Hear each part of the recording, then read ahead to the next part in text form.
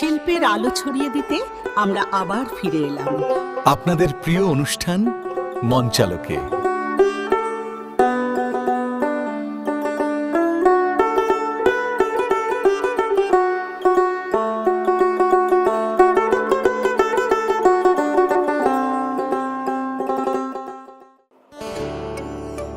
সুধী দর্শক মণ্ডলী, মঞ্চালোকের পক্ষ থেকে শুভেচ্ছা ও অভিনন্দন।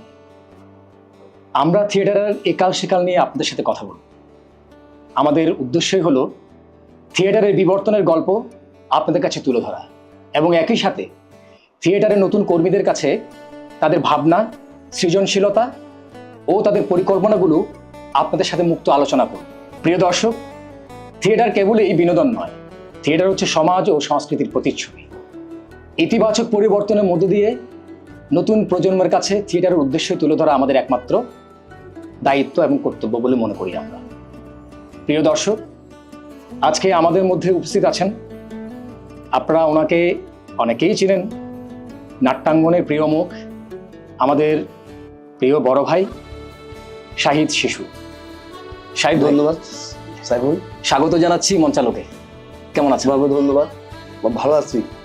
আজকে আমাকে এই মঞ্চালোকে আড্ডায় আনার জন্য অত্যন্ত খুশি আমি এবং আনন্দিত। তোমাকে অনেক ধন্যবাদ এবং মঞ্চালোকের ধন্যবাদ জানাই, তারা যেন আমাকে প্রথম শুরুতেই মানে আমন্ত্রণ জানানোর জন্য। আপনারা ছাড়া তো আমাদের পথ চলা মানে মানে সঠিকভাবে আগাবে না বলেই আপনাদেরকে নিয়ে আমাদের পথ চলাটা আমরা শুরু করতে চাই এবং শেষ পর্যন্ত থাকতে চাই আর কি। আচ্ছা শাহিদ ভাই, আমি যখন থেকে থিয়েটারটা শুরু করেছি, আমি তখন থেকে আপনাকে দেখেছি যে আপনি থিয়েটারের সঙ্গে খুব একনিষ্ঠভাবে কাজ করে যাচ্ছে, মানে খুব উদ্যমতার সহিত কাজ করে যাচ্ছে। আমি যখন আপনাকে দেখেছি তখন আপনি বিশ্ববিদ্যালয়ের থিয়েটারে কাজ করছেন। তো বিশ্ববিদ্যালয়ের থিয়েটারের শুরুটা আপনার কিভাবে হলো, যদি একটু আমাদেরকে একটু বলেন। বিশ্ববিদ্যালয়ের শুরুটা হচ্ছে এটা ডিফারেন্ট। ওটা হচ্ছে আসলে আমি থিয়েটারকে কোনোদিন পছন্দ করতাম না, এটা সত্যি কথা। তখন আমি কলেজে মাত্র ইন্টারে ভর্তি, রাজনীতি থাকতাম, ছাত্রী করতাম, মানে একাত্তরের বিষয় নিয়ে কাজ করতাম, রাজনীতি নিয়ে থাকতাম। তো ভাইদে ভাই কোনো একটা কারণে কোনো একটা অনুষ্ঠানে কামারউদ্দিন মিজু স্যারের সাথে আমার পরিচয় হয়। আচ্ছা, সেখানে একটা গন্ডগোল হয়। তো গন্ডগোলটা মানে সামনে থেকেই উনি আমাকে দেখলো কি, তো দেখলো আমাকে, আমিও ওনাকে দেখলাম সেদিন, তো আমাকে ডাকলো, উনি আমাকে ডাকলো। কারণ কামারউদ্দিন মিজু তখন বিটিভিতে নাটক করছে, থিয়েটার কাজ করতেছে, উনি আমাকে টিভিতে দেখতাম, বিটিভিতে। তখন কি চট্টগ্রাম বিশ্ববিদ্যালয় নাট্যকলা কি তখন কি? হ্যাঁ, শুরু করছে মাত্র। তখন ওই বিপ্লব গাথার রেকর্ডিং কাজটা হচ্ছিল, মানে ইয়াসটা হচ্ছিল। তো আমাকে ডাক বলে তুমি কি করো? আমি গল্প করি ইন্টারে। তো বলে ঠিক আছে, তুমি নাটক করবা? আমি খুশি হয়ে গেলাম, একদম খুশি হয়ে গেলাম। বলে ঠিক আছে, তুমি এক কাজ করো, তুমি বিশ্ববিদ্যালয় ক্লাবে চলে আসো কাজী। তখন কাজীতেই বিশ্ববিদ্যালয় ক্লাবটা ছিল, ওই টিচার ক্লাব। তো আমি সন্ধ্যার সময় তারপর দিন আসলাম, তো ওনাকে ভিতরে ছিল উনি, ডাকলাম, আসলো। এসে তখন মান্নান স্যার ছিল, সোহেল বিশ্বাস ছিল, তিনজনে আমার সাথে বসছে। যেহেতু আমি ওই সময় একটা গন্ডগোলের সময় ওনারা আমাকে দেখলো, কি বুঝলো যাই না, উনি চাইছিল মানে আমি থিয়েটারে ফিরে আসি বা কিছু একটা করি। তো আমাদের তুমি পাশে একটা বিল্ডিং ছিল, নিউজ স্যার ওখানে 4 তলা থাকতো, তো তুমি ছাদে চলে যাও। তো আমি ছাদে গেলাম, যথারীতি ওখানে রিহার্সাল হচ্ছে বিপ্লব গাথার আরেকটা। এরপর আমি বসলাম, সেই দিন প্রথম আমি শাহিদ ভাইয়ের সাথে পরিচয়। শাহিদ, বলয় দা, দুলাল দা, সুরভি দা, শেলিয়াপা, সুরভি আপা, সবার সাথে পরিচয়। সবার চেয়ে আমি ছোট। জোবাইর ভাই কি তখন এসেছিলেন নাকি? জোবাইর ভাই ছিল, জোবাইর ভাই প্রোডাকশন ম্যানেজার হিসেবে কাজ করছিল। তো এই শুরু করলো আমার থিয়েটার জীবনটা শুরু। তখন তো আমি কথায় করলাম, কাজ করলাম, তারপরে বলছি এরকম সবাই কাজ করলাম, মানে খুব ছোট কাজ। লাল সালুতে কি আপনি কাজ করেছেন? লাল সালুতে আমি ব্যাকগ্রাউন্ডে কাজ করেছি, স্যারের যে ইয়াগুলো টিম ছিল, সাপোর্টিং কাজগুলো করছি। তো থিয়েটার ভালো লাগতো আমার। এখনো বলি, আমার জিহ্বার একটু সমস্যা থাকার কারণে আমি থিয়েটারে খুব বেশি আগাতে পারতেছিলাম না। জি তো টেকনিক্যাল সাইডগুলো আমি কাজ করছিলাম, পিছন দিকে কাজ করছিলাম। স্যার যা যা করতো তার স্যার একসময় নির্ভর হয়ে গেল। এলাম ছিল, আমি ছিলাম, জুবাই ভাই ছিল, তো নির্ভর হয়ে গেল আমার সমস্ত কাজগুলো আমাদেরকে বুঝিয়ে রাখতে হতো। স্যার যা যা নির্দেশ দিত তাই করতাম। তো অভিনয়টা তেমন বেশি করা হতো না, অবশ্যই সাইড আসা যাওয়া টুকটাক এগুলি করে থাকতাম। পরবর্তীতে আমি থিয়েটার পাশাপাশি আবার মানে থিয়েটার তো করলাম অনেকদিন, এরপর মাইমের সাথেও যুক্ত হলাম পরবর্তী। মাইমের সাথে আপনি কখন মানে কত সালে যুক্ত হলেন? 90 দিকে। এটা হচ্ছে গ্রুপ থিয়েটার সমন্বয় পরিষদ, ফরহাদ হাসান মিটু জি ওনাকে আনেন, যিনি আমার গুরু, মাইম গুরু। তো ওটা আনার পরে তো ওখানে আমি ওয়ার্কশপে জয়েন করি। জয়েন করার পর আমরা ওয়ার্কশপ মাইমটা আমি করলাম। তো আমাকে অনেকে বললো যে তুমি যখন থিয়েটারকে ভালোবেসে ফেলছো, তুমি এখানে থাকতে চাইলে মাইমটাকে তুমি শিখতে হবে। সেই কারণে তো মাইম একসময় গিয়ে আমরা মনে হয় 63 বা 65 জন মানে অ্যাটেন্ড করলাম 15 দিনের ওয়ার্কশপ। যেতে যেতে আমাদের 12 থেকে 13 জন টিকলাম, এই বেশি টিকলো না। মানে শারীরিক ব্যায়াম তেমন কারণে অনেকে দুর্বলতার কারণে সবাই চলে গেল। এই 13 জনকে নিয়েই উনি ওয়ার্কশপটা করলো, শো করলাম। তো মাইমের প্রতি একটা ভালোবাসা চলে গেল। এখন আমার তো রোগ দূরে গেছে, আমি মাত্র 15 দিন ওয়ার্কশপ করলাম। হ্যাঁ, তারপর এরপর আমি আর মাইম কোথায় যাবো, মিঠু ভাইকে আমি কই পাবো, কেমনে পাবো জানি না। তো আমি চিরার সাথে কাজ করি, পাশাপাশি মাইমটাকে তখন মাত্র ওয়ার্কশপ করি, শিখাটা হয়নি এটা বলি। অল্প শিখা হয়েছে। মানে সৌভাগ্যক্রমে পিউষ ওই একবার এই পরে 6 মাস কি 7 মাস পরে পিউষ পার্সোনালি মিঠু ভাইকে আবার আমন্ত্রণ করে ওয়ার্কশপ করতে আসছিল। জি এই মিঠু ভাই জি তখন তাপসদাকে আমি ধরলাম, তাপসদা আমি তো অন্য দল করি, আপনার দলের কে করি না, কর্মশালাটাকে সুযোগ দেওয়া যায় কিনা, আমাকে কর্মশালার সুযোগ দেওয়া যায় না। তো তাপসদা বোলিংলি আমাকে বললো কেন পারবা না, তুমি অবশ্যই আসবা। আচ্ছা হ্যাঁ, তো তাপসদার সাথে ওই সুযোগটা দেওয়াতে আমি আরো একটু আগে যেতে পারলাম। আগে যাওয়ার তো এরপর আমি আসলাম, একটা শো করলাম অরেঞ্জ প্রসেসে। ওই প্রথম শো না, অরেঞ্জ প্রসেস শুরু করলাম আগে। আমি একটা নবীন বরণে একটা শো করলাম। এটা হচ্ছে অদিতি ছিল গানে, তারপর ফিডব্যাক ছিল আর মাইন্ড ছিল। আচ্ছা, তো অদিতির গান পরে মানে আমার মাইন্ডটা হবে কি। তো এরপর ফিডব্যাক এরপর ফিডব্যাক এসে মানে ওদের ইনস্ট্রুমেন্টগুলো সব সাজাচ্ছে, ওরা গানে যাবে তার আগে। তো আমার মাইম ঘোষণা দিল।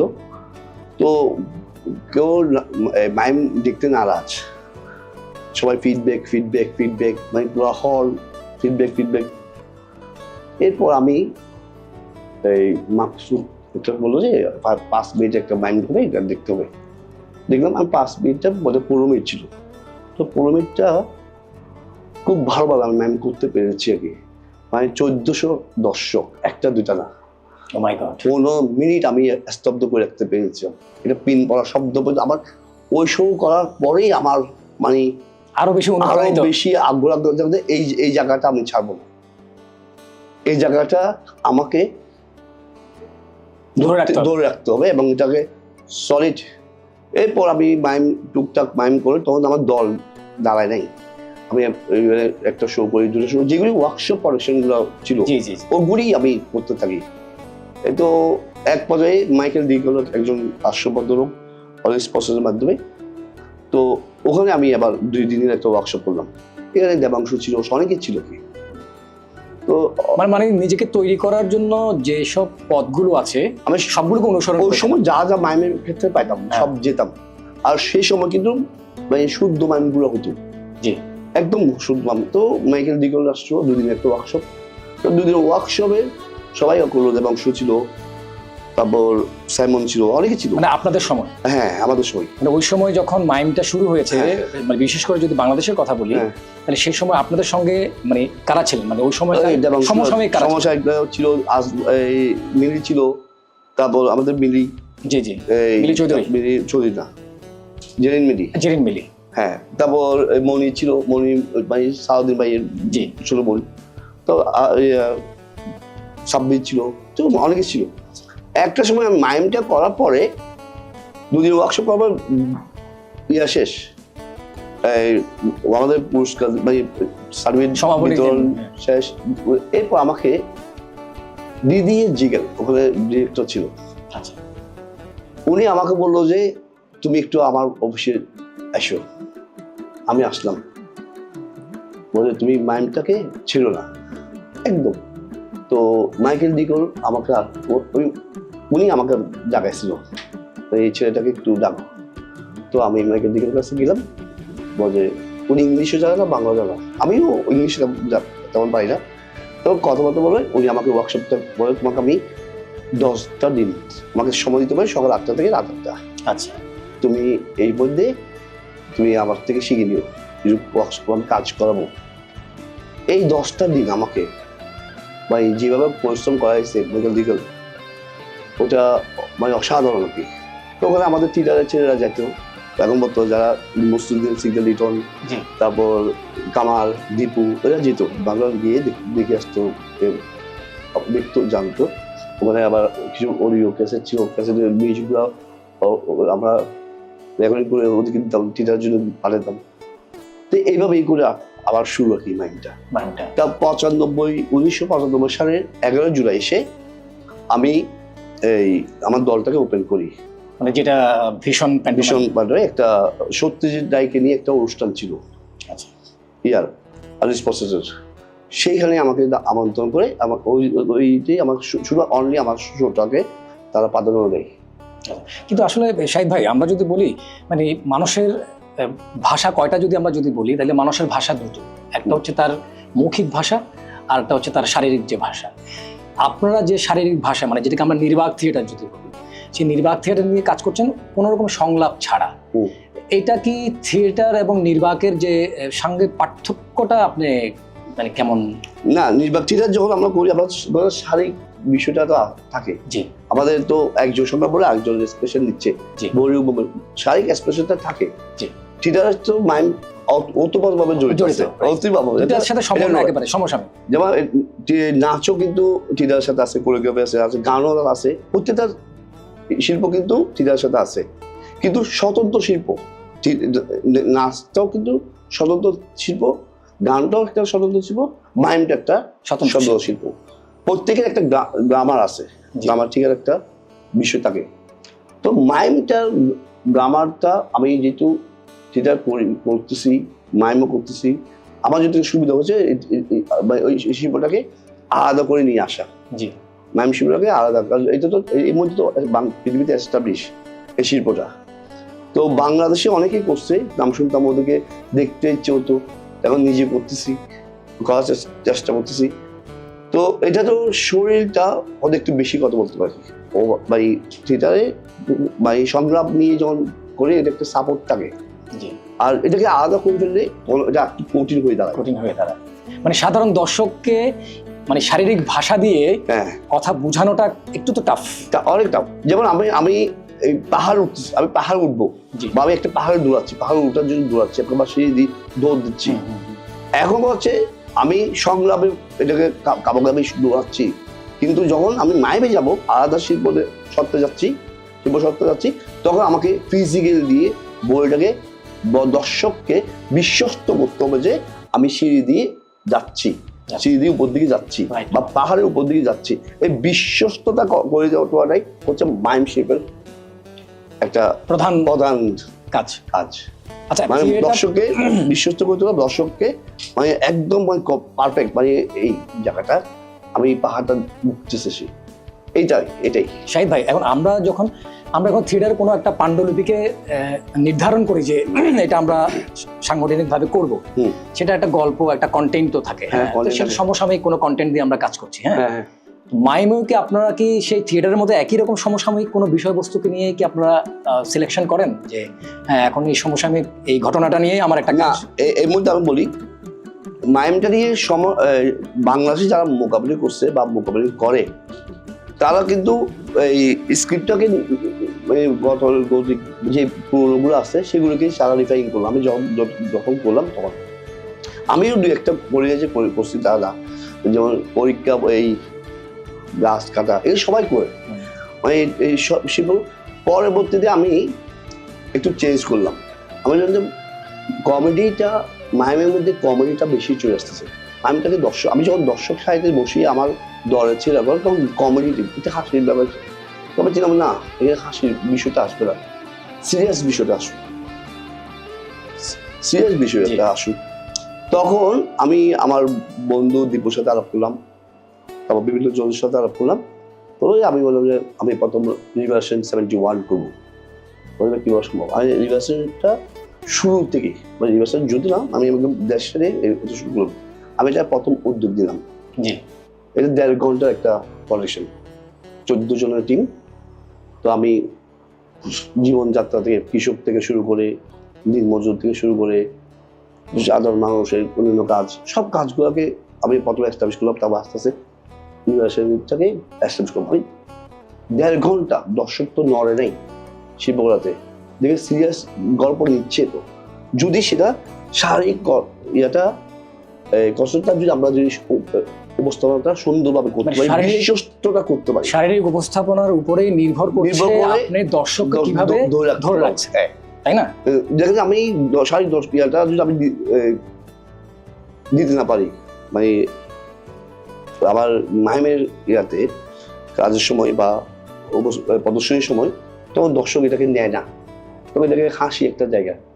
কিন্তু আচ্ছা শাহিদ ভাই, আমি যদি বলি যে থিয়েটারে যেরকম একটা মানে নিয়মিত একটা যে প্রদর্শনীর যে ব্যাপারটা থাকে, মাইমের সেই নিয়মিত প্রদর্শনীটা কেন হচ্ছে না আমাদের বাংলাদেশে? এটা আমার ক্ষেত্রে হচ্ছে না বেশি, এটা অন্যদের ক্ষেত্রে হচ্ছে। তাই? হ্যাঁ, এটা হচ্ছে আমার ক্ষেত্রে হচ্ছে না, যে কারণটা হচ্ছে আমি মাইমের শোটা কম করি। আমি 6 মাস আগে কোনো ছেলে মেয়েকে আমি মঞ্চ আনি না, এটা আপনি মনে হয় এটা খেয়াল করে নেই। আমার দল যদি কেউ কর্মী যদি ওপেন হয়, তা সে 6 মাস আগে মাইমের মঞ্চ উঠতে পারবে না। কারণটা কি? কারণটা হচ্ছে মাইমের প্রথম স্টেপ, আমরা যে হাঁটাটা, যে দৌড়টা, যে বড়ি ধরা ছোঁয়ার যে বিষয়, আমি একটা কাপ ধরলাম, এটাকে বিশ্বস্ত করে তোলা, আমি একটা প্লেট পাতার উড়াচ্ছি, এটাকে যতক্ষণ পর্যন্ত সে আয়ত্ত আনতে না পারে, কারণ আমি দর্শক ঠকাতে রাজি না।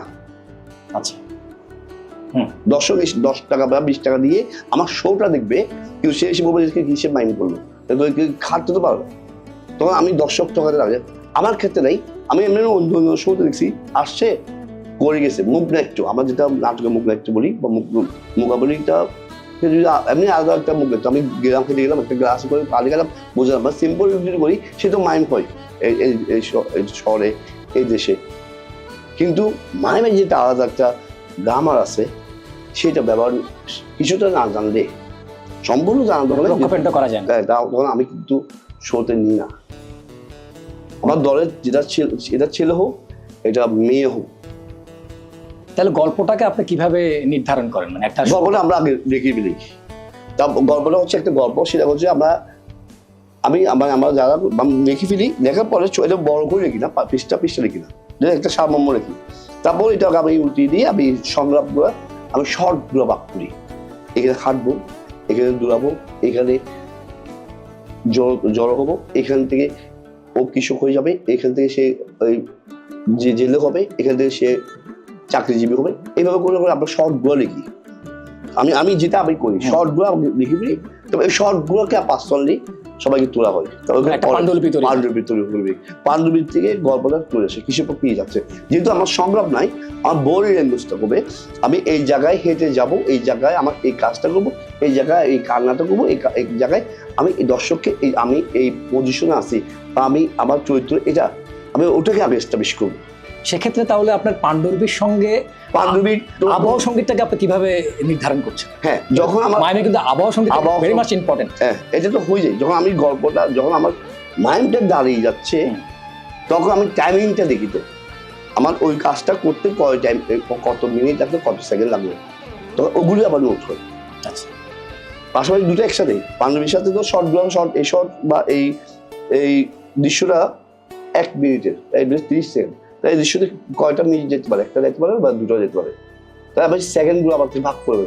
তখন আমি সেকেন্ডটা, তখন মিউজিকগুলো আমরা আবার কম্পোজ করি আবার টাইমিংটার সাথে। জি। তখন আবার একসাথে একটা রিহার্সাল হয়, মিউজিক তৈরি করার পর আবার একটা ফুল রিহার্সাল চলে।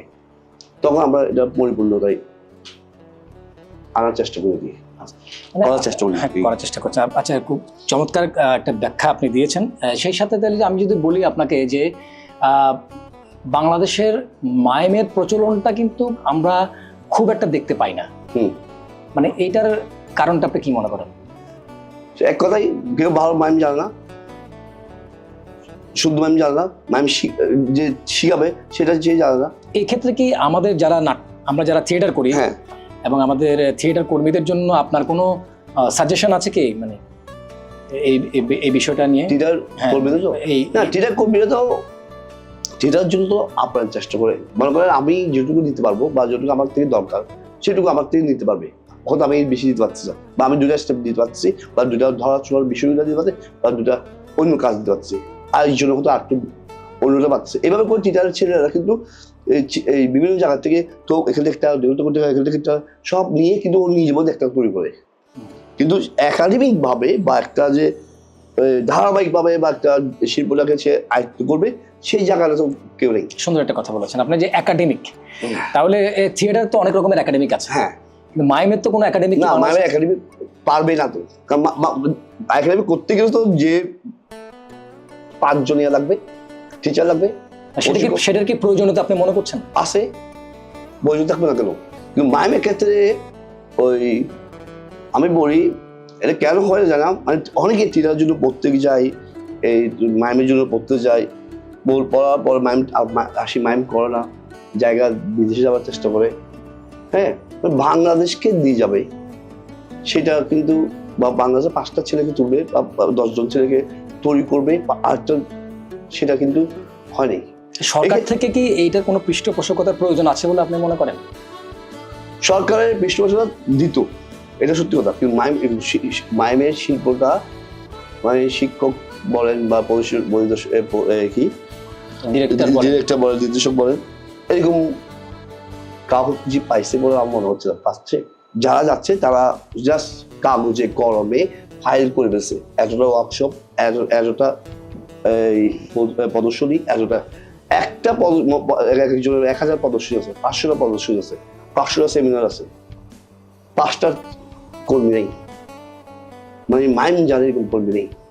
তাহলে আমরা এটা ধরে নিতে পারি, এখন বলছে আপনি একটা টিচার, আপনি একটা নাচের ভরতনাট্যম, ভরতনাট্যম অনেকে নাচে, আপনি তো বুঝতে, আপনি টিচার ছিলেন কোনটা অরিজিনাল ভরতনাট্যম আর কোনটা অরিজিনাল না, এটা আপনি বুঝতে পারবেন। তা আপনি যে অরিজিনাল ভরতনাট্যম জানে বা অন্য অন্য নাচ জানে, আপনি ওকে অ্যাডভাইস করবেন, ওকে বলবেন যে হ্যাঁ তুমি আসো, তোমার আমার একাডেমি সরকারিভাবে তুমি এগুলি দাও, যেমন শিল্পকলার ক্লাস নিচ্ছি, আমাকে নিচ্ছে না, তো মাইমের ক্ষেত্রে কাকে দিবে? এটা একটা মাইমের ক্ষেত্রে কাকে খুঁজে বের করবে? আপনি বলেন, আপনি কাকে, আপনি বলেন একটা 10 কোটি টাকা দিয়ে একটা জায়গা কিনলেন, 20 কোটি টাকা দিয়ে একটা একাডেমি করলেন, আনুষঙ্গিক সব মিলাই আপনার 30 কোটি টাকা দিল, আপনি ওখানে আসি কাকে বসাবেন? মাইমের কি পুরোটাই কি আবেগটা বেশি কাজ করে, মানে আবেগটা না, মানুষকে বিশ্বস্ত করার তুলনাটাই হচ্ছে, এখন আবেগ বলতে পারেন, এটা সিরিয়াস কিছু বলতে পারেন, কিন্তু মানুষকে বিশ্বস্ত করতে হবে, মানে আপনার গল্প বলতে মানুষকে ইন করতে হবে, ইন করতে হবে, মানে যেহেতু মানুষ এক দৃষ্টি দেখবে, সে চোখ ফিরাবার মানে আপনার কোনো সুযোগ থাকবে না, কারণ দৃষ্টি সে যদি একটু মিস করে বা 2 মিনিট মিস করে, 1 মিনিট মিস করে, সে গল্পই পুরো মিস করবে, গল্পটাই পুরো মিস করবে। তখন ওকে যে আপনার দৃষ্টিটা, আমার বিষয়টা তাই, দৃষ্টি এক দৃষ্টি সে তাকে ধরে রাখাটা, এ হচ্ছে একজন শিল্পীর ক্ষেত্রে খুব কঠিন এবং বড় কাজ। এই কাজটা তো মানে তৈরি করতে তো নিজেকে অনেকদিন তৈরি করতে হবে, এই তৈরি করাটা আমাদের শিল্প আমাদের মধ্যে নাই। আমরা যে তৈরি হয়ে উঠবো, আমি এই জায়গাটা দর্শকের কাছে ঠকাবো না, সেটাই মানে প্যান্টোমাইমটাকে যদি আমরা প্রসারিত করতে চাই, হ্যাঁ, তাহলে সেক্ষেত্রে আপনার কোনো মানে সাজেশন আছে কিনা? বসাইতে করতে গেলে প্রচুর কাজ করতে হবে, প্রচুর কাজ করতে হবে।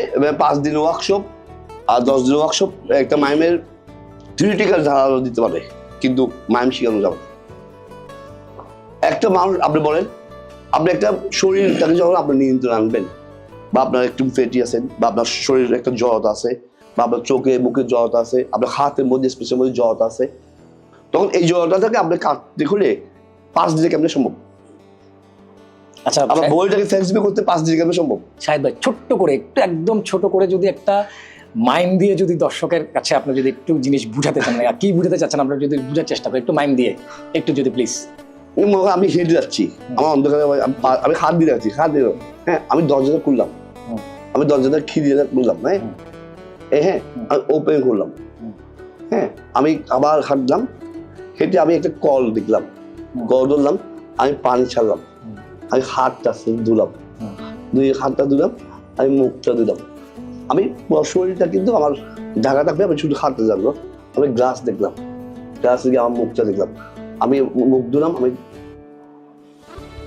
গামছাটা নিলাম, ধরে নিয়ে ঝাড়লাম, আমি মুখটা মুছলাম, নিয়ে আবার রেখে দিলাম, রেখে আবার দিলাম, আবার হয়তো আমি আবার এটা আগে পরে হতে পারে, আমি দাঁত ব্রাশ করতে পারি, এই দিলাম, নিয়ে আমি একটা টুথপেস্ট নিলাম, আমার মুখে দিলাম, রাখলাম, আবার পেস্ট নিলাম, নিয়ে আবার সুন্দর করে দিয়ে আবার মুখ দিয়ে সুন্দর করে পেস্টটা নিলাম, নিয়ে আবার দাঁত রাখলাম, আবার পেস্ট নিয়ে, এই যে আমি কাজটা করলাম, আমি কোন জায়গা থেকে শুরুটা করলাম, আমি একই জায়গায় যখন আমি এই পেস্টটা নিলাম এই জায়গা থেকে, পেস্ট এটা, তখন আমি অনেকক্ষণ পর আমি যে আবার দাঁত ব্রাশ করে ধুয়ে আবার যে একই জায়গায় রাখতে হবে, জি, একদম আমার তখন আমার হাত, আমাকে বুঝতে হবে হাতটা যাওয়া শুরুটা যেখান থেকে হয়েছে শেষটাও সেখান থেকে গিয়ে শেষ করতে। এই যে আমি গেলাম, একবার রাখছি এদিকে, একবার রাখলাম, আমি আরেকটা জিনিস আপনাকে বোঝাই,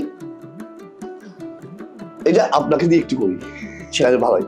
আপনি একটা কাঠ মানে আমাকে এখানে একটা গাছ আছে, তো এই গাছটা আপনি একটা কুড়াল দিয়েছেন, কুড়াল নিলাম, কুড়াল নেন, আচ্ছা, এখন কুড়াল নিয়েছেন তো, আচ্ছা, এখন বলেন কুড়ালটা এখন আপনার হাতটা কোন জায়গায়? এই জায়গায়, এটা আবার জায়গায় রাখেন, তো এই কুড়ালটা যখন আপনি আমাকে ধরলেন, এই চিত্রটা আপনার এখানে চলে আসবে, এটা উপর দিয়ে চলে যাবে, জি, তাহলে আপনার কুড়ালটা কি সমান হয়েছে? না, আপনি মারেন, উপর থেকে মারেন, না হচ্ছে না, তাহলে মানে এইভাবে ধরতে হবে, হ্যাঁ, হ্যাঁ, আমার কুড়ালটা ধরবেন তো, এই যে আপনি কুড়াল মারলেন, জি, এখন আমি কুড়াল মারলেন হাত সাইজের, কুড়ালটা আমি এখানে ধরলাম, যে ছোট হতে পারে, বড় হতে পারে, যাই হতে পারে, আমি এবার মারলাম, উনি বুঝলো যে দর্শক বুঝলো কুড়াল দিয়ে মারতেছে, কিন্তু আমি যখন ওকে থামিয়ে দিব, তখন আমার হাত এটা উপরে, এটা নিচে, আমার কাঠটা করছে সোজা, ওটা তো আর বাঁকা হয় না, রাবার না, এক্স্যাক্টলি, এইটা হচ্ছে গ্রামার। এখন আমি বলি, এই আমাকে দেখেন, আমি নিলাম, আমি হাতটা নিলাম, এই ধরলাম, আমার হাতটা দেখেন, আমার হাতটা গ্যাপ আছে কত, 8 ইঞ্চি, আমার যখন উপর তুললাম এই 8 ইঞ্চি থাকবে, আমি যখন মারলাম 8 ইঞ্চি থাকবে, আমার ছিদ্রটা দিয়ে আপনি কাট দেবেন, আর পাবেন, আর থাকলো এই গ্রামারটা মেনটেন করাটা খুব কঠিন, আমার মনে হয় বাংলাদেশে খুব 2-1 পারবে কিনা সুন্দর এই মাইমের গ্রামারটা, আমরা দেখি তো এই জায়গায় আমি যখন কথা বলি থামতো, থামে গেছে, এখন তাদের কাঠ একটা ওদিক নিচে, কাঠ কি দুভাবে গেছে না, কাঠ এই আমার হাতের প্রচুর একই জায়গায় থাকবে, এই একই জায়গায় থাকবে, ও ব্যালেন্সটা ছুটে গেল, এই গ্যাপটা বলতে ছোট হতে পারবে না, ছোট বড় হতে পারবে না, কারণ কাঠ কোনদিন বললে এটা আর ছোট বড় হয় না, ওটা সেম থাকে, আপনি এখানে নিলেও 8 ইঞ্চি থাকবে, এখানে নিলেও 8 ইঞ্চি থাকবে, চমৎকার চমৎকার। বিষয়গুলোতে এই যে কুটিকাটিগুলো হয়তো আমার দর্শক বুঝে না, বা এটা আমরা যারা থিয়েটার করি প্র্যাকটিসটা হচ্ছে মূল, এটা কিন্তু আসবে আপনার চর্চাটা যত বেশি হবে বা 2 দিনের ওয়ার্কশপে বড় বড় সার্টিফিকেট, এক একজনতে 30-40টা মধ্যে সার্টিফিকেট আছে, বাইরের চর্চাটা তো নাই, চর্চাটা নাই। শাহেদ ভাই, আপনার ভীষণ প্যান্টোমাইম নিয়ে আপনার ভবিষ্যৎ কোনো পরিকল্পনা আছে কি? ভবিষ্যৎ পরিকল্পনা বলতে আমি আমার কিছু ছেলে মেয়ে মাইম যাদের আমার কাজ করছে, তারা কিছু মাইম শিখছে, তারা টিকে নেই, বা পরিস্থিতির কারণে টিকে নেই, বা সামাজিক কারণে টিকে নেই, অর্থনৈতিক কারণে টিকে নেই, বা শিল্পবোধের মানে পূর্ণাঙ্গ সম্মানটা নাই বিদায় পায় নাই। মানে যারা ন্যাশনালি বা জাতীয়তা আছে তারা একটা ব্লক করে রাখছে, ওখানে ঢুকতে গেলে আবার ফাইট করতে হবে। ফাইটের কারণে ফাইট কাদের সাথে করবে, ফাইট করতে পারতেছে না, মানে একটা অর্থবল জায়গা। আপনি কাজ করছেন, আপনি নিয়মিত এখন কাজ? আমি নিয়মিত কাজ করি এবং যাদেরকে বলি আমার দলে যারা কাজ করছে তারা 6 মাস আগে কেউ কিন্তু মাইমে মঞ্চে উঠতে পারে। মানে আপনি পরিপক্ষ, মানে একদম পরিপূর্ণ একটা হ্যাঁ হ্যাঁ একদম কিছুটা হলেও জানতে হবে তার, মানে বেসিকটা কেউ যদি দাঁড়াবো, তুমি যে শো করছো দেখো একটা খাটো দেখাতো, দেখতে ধরার সময় দেখাতো, একটা টাচ গলা দেখাতো। আচ্ছা শাহিদ ভাই, আমরা প্রায় শেষের দিকে চলে আসি। আমরা আরো একবারও আপনার সাথে আমরা এইটা নিয়ে আবার আড্ডা দিব, কথা বলবো। আমরা আপনার কাছ থেকে একটু জানতে চাই যে মঞ্চালোকে এসে আপনার কেমন, আপনার অনুভূতিটা কেমন? অভিনেতা অসম্ভব ভালো, যেহেতু তুমিও টিটার আমিও টিটার। তুমি মঞ্চালক, তুমি যে টিটারকে কতটুকু ভালোবাসো তারই প্রমাণ এটার অবশ্যই তার প্রমাণ। এই যে টিটার বিষয়গুলোকে নিয়ে তুমি দর্শক কাছে মঞ্চেও যাচ্ছ, অভিনেতা যাচ্ছ, ইউটিউবে যাচ্ছ, এটা হচ্ছে সব টিটার প্রতি ভালোবাসা আছে বিদায় তো যাচ্ছ, মায়াটা আসবে। তো এই মায়াটা এসে যদি আমি একটু সহযোগ করতে পারি তোমাকে, আমারও আনন্দ থাকবে, আমারও আনন্দ লাগে। শাহিদ ভাই, আপনাকে অসংখ্য ধন্যবাদ এবং আপনার কাছে কৃতজ্ঞতা যে আপনার আমাদের মঞ্চালোকে আমাদেরকে সময় দিয়েছেন। প্রিয় দর্শক, এতক্ষণ আমরা আড্ডা দিচ্ছিলাম আমাদের শিল্পাঙ্গনের প্রিয় মুখ, আমাদের শ্রদ্ধেয় বড় ভাই শাহিদ শিশু ভাই, দলপ্রধান ভীষণ প্যান্টোমাইমের সঙ্গে। প্রিয় দর্শক, আমরা আবারও হাজির হব আপনাদের সামনে কোনো এক নাট্য সারথিকে নিয়ে। সেদিনটির অপেক্ষায় থাকুন।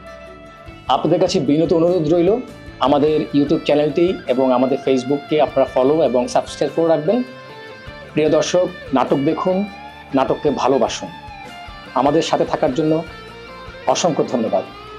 যেখানে থাকুন ভালো থাকুন, সুস্থ থাকুন।